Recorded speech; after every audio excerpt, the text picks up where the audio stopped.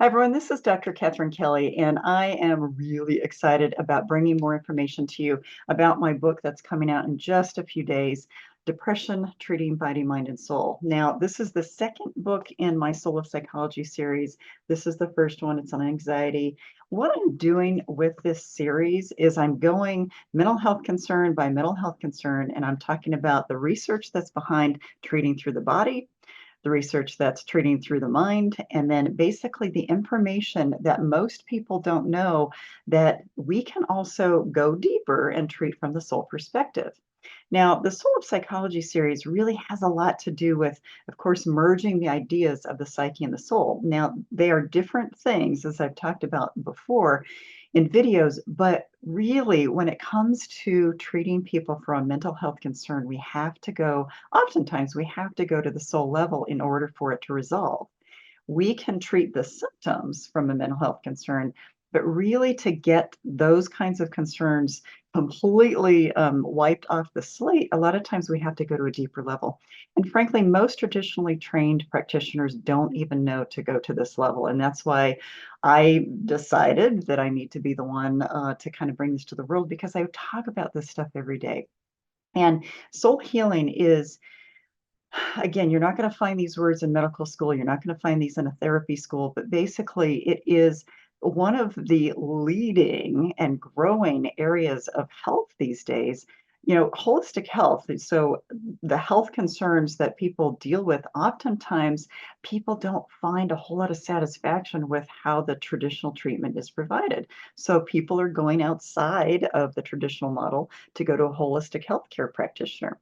And this is the same kind of concept, that if people through the mental health world are not finding that they're, finding relief or they're finding satisfaction, a lot of times they go deeper. Now, people who are spiritually based are also seeking care outside of traditional care. And millions of people, whether traditional practitioners know this or not, are seeking spiritually based treatments. And so that's another reason why I think these books really need to come out to the world, is because there's already people seeking spiritual care. They just haven't figured out how to put the topic together so that we can treat from the body, mind, and soul perspective. So each one of these books flushes out, really, again, it integrates, but it flushes out the difference between the body treatments, the mind treatments, and the soul treatments. But it also emphasizes the importance of integrating them so that you actually have full resolution of a concern. So when I talk about depression, I talk about it from a very different perspective than what you're going to hear in a clinical world. I talk a lot about what I call suppression of the soul. And suppression of the soul to me is when basically our ability to feel like who we are can be expressed, that basically we feel like we are suppressed in some way, we're pressed down in some way, there's something holding us back. I talk in the book about how I think suppression of the soul can really be described as feeling like there's lots of weighted blankets on you. And just one weighted blanket is a lot. But when you think about all of the different levels of traumas and wounds and hurts and betrayals and everything else that are laid upon us throughout our human condition, whether it's this lifetime or previous lifetimes, we can feel pretty suppressed. And what's interesting about it is the clinical symptoms that a lot of people look at for depression are really related to being suppressed by the soul level, because those kinds of symptoms cannot be changed, cannot be relieved by medications. So that's why, again, you have to look at all the different aspects. There is a biological aspect to depression. There's basically a mental or a cognitive, a thinking kind of perspective, because people who are depressed tend to be very negative, tend to be very morose, tend to have very big challenges with self-worth and different things. So there is a body and a mind aspect. There's also a soul aspect that people just don't know about. So what I do in this book and the other books in the Soul of Psychology series is I flush out the research behind the body, the research behind the mind, and also all of the information and the research that is behind the soul as well. So I want to describe a little bit more about the suppression of the soul and why I understand it so intimately. Most people would look at me and say, oh, she's never been depressed. She's never had that. Well, that's actually not true. I was depressed probably most of my life, up until probably about 10 years ago, when I got enough of the layers off of me that I really started to understand that depression is not just a clinical kind of thing, it is a soul thing for sure. And so, how was I suppressed? So, in my family, this is just where this starts. Now, we blame everything on the family. That's not the only thing that causes depression. But in my family, emotion was not tolerated. We were not really allowed to cry. We were not allowed to have any anger. We weren't allowed to have really any emotion unless we were poking fun at each other or we were lighthearted. Now, I know that that is a thing for a lot of older kind of generation families where you just don't talk about things, you just don't have any emotions. But it was very painful and it was very wounding for me to have all these emotions about real life kinds of things, but not be able to express them. So, my dad had an accident when I was 9 years old. That is a depressing and scary situation for a 9 year old.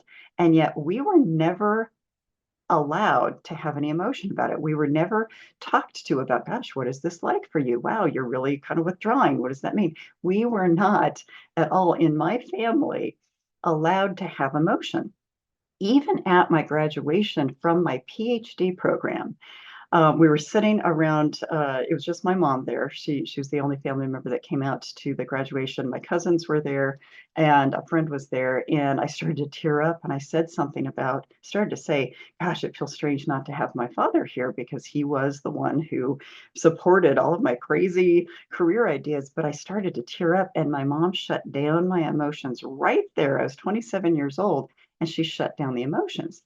So it was just one of those things where it just confirmed, wow, there's another level of how suppression of the soul happens. Started when I was young, but that was so poignant at age 27 that basically, again, my family could not tolerate emotion. Now, going through and looking at other things where I felt suppressed, not being able to express myself in a relationship. That was part of my problem, part of the challenge within my relationship with the person that I married when I was 25, is that I didn't know how to express myself. There was a lot that was going on in that marriage that was not healthy, and I didn't know how to express myself because I was never allowed to when I was growing up. So I felt suppressed even in that marriage. Now, had I spoken up, I'm sure it wouldn't have gone well given the type of person he was. But that's another part of this. It's like, okay, there's another level. Then, feeling like, I'm an achiever. I've always been an achiever. I'm good at school. I'm good at achieving. And yet there were many people in my life who tried to cut me down because of that. There were many people, family members, friends, partners, there were many people who couldn't handle that. And I didn't know any better. I was just trying to be who I was and achieve and do well. That was my whole thing. I just wanted to do well because it gave me a lot. It fed me. And yet there were people around me that wanted to shut that down, wanted to diminish that. So again, more layers of suppression of the soul. The person I married, I never call him my husband because he never felt like a husband. It was more the person I married. The person I married could not handle my achievement, but he also was pretty good at poking at other kinds of things that were uncomfortable for me. He also couldn't tell the truth to save his life. Me trying to speak up about that because I knew my soul knew something was going on, and yet he shut it down every time. So there's another layer of suppression of the soul. So if you can really think, oh, and let me throw this out there. This is something that is way too common for me to feel good about in this world. But I also, when I was 15 years old, I guess I was a freshman, sophomore in high school, there was some sexual trauma that happened by a coach. And basically, I knew, number one, I could not speak up in my family. So, had I said anything, it would have been shut down. There we go again, suppression of the soul. It was a time, a 14, 15-year-old is already dealing with their own sexuality, their own difficulties. It's like, okay, what do I do with that? So, you had to shut that down. All of the traumas that happen with sexual trauma, it's depressing. It shuts you down. There's more layers of suppression of the soul. So I've only listed things up to age 27. There were many things that happened after that that were very depressing. So you have to think about your own life and your own sense of depression and think about what is it that is causing this. So is it a biological thing? It may not have started as a biological thing. It may have become a biological thing because of everything that was pressing you down, because that can happen. For those of us who do have a predisposition to some sort of mental health concern from a biological perspective, there is actually bipolar in my family more than anxiety, but it's the bipolar thread is pretty thick. And it's one of those things where I did not receive that gene. I think another family member does have bipolar disorder, but it's one of those things where there is a genetic component to something. But if you think about all of the human condition layers that get laid on us and layered on us and pressed down, there's so many other things that suppress us that have nothing to do with biology. And so have to kind of look from the human condition perspective. The other perspective, going even further into the soul, is the whole idea of there could be past life trauma. There could be past life situations. Now, I do past life work for myself. I basically have gone to practitioners. I do past life work for other people. And I can help people understand that some of their depression, some of their anxiety, some of their trauma, some of their PTSD is left over from previous lifetimes that they have to heal in this lifetime. So there's one soul level. You could have an astrological personality that basically sets you up in this lifetime to learn whatever you're supposed to learn, but part of it might be learned through depression.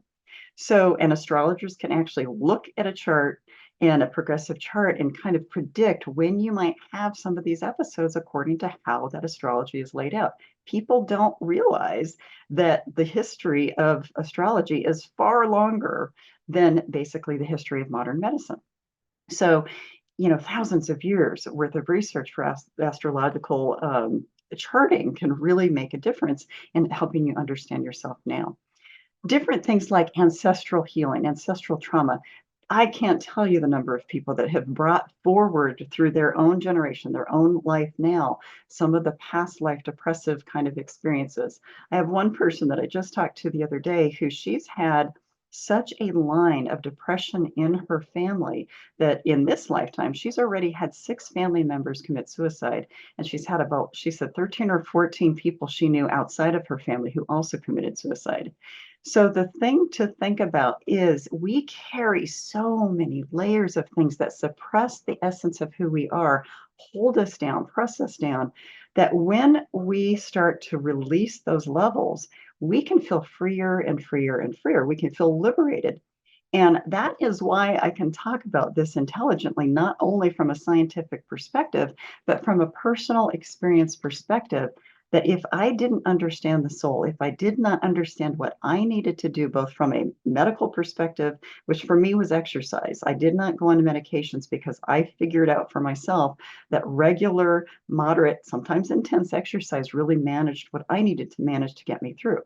From a mental health perspective, I've gone to a number of therapists throughout the year to help me dismantle some of the thoughts that were planted in me, to help me learn how to express emotions, to help me learn how to be me. And that's really the number one thing about soul health is allowing yourself to be you. The beauty of it is that for decades, I have studied the soul. And so that is why now I can bring this information to you, both from an anxiety perspective, from a depression perspective, soon to be trauma, soon to be grief. I'm helping unravel the missing links. I'm helping to unravel and really help illuminate the things that have been missing from treatment for as long as we know. And I keep harping on this, that all the way back to Hippocrates' time, this was hundreds of years ago.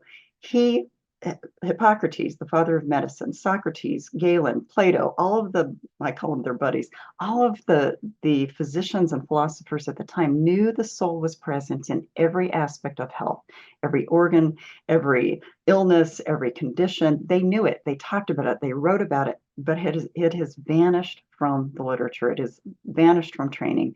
And I'm going to change that too. So for those of you who already know, you're chomping at the bit. I know several people are already asking me for more information, but for those of you who don't, I'm also creating certification programs for coaches and practitioners and educators and administrators to help you all understand how the soul is part of life. So the soul side of mental health needs to get out there.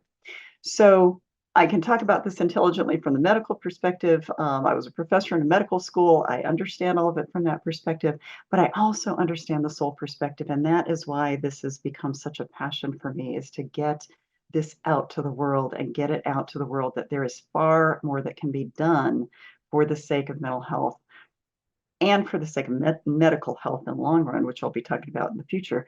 But there's so much more that can be done if we go from the soul side, and that's why we need to get this information out there. So I'm very excited to launch this book on the 17th. So stay tuned in, stay aware. I'm going to have more books coming out on this, but September 17th of this year, 2024, is the launch of the depression book.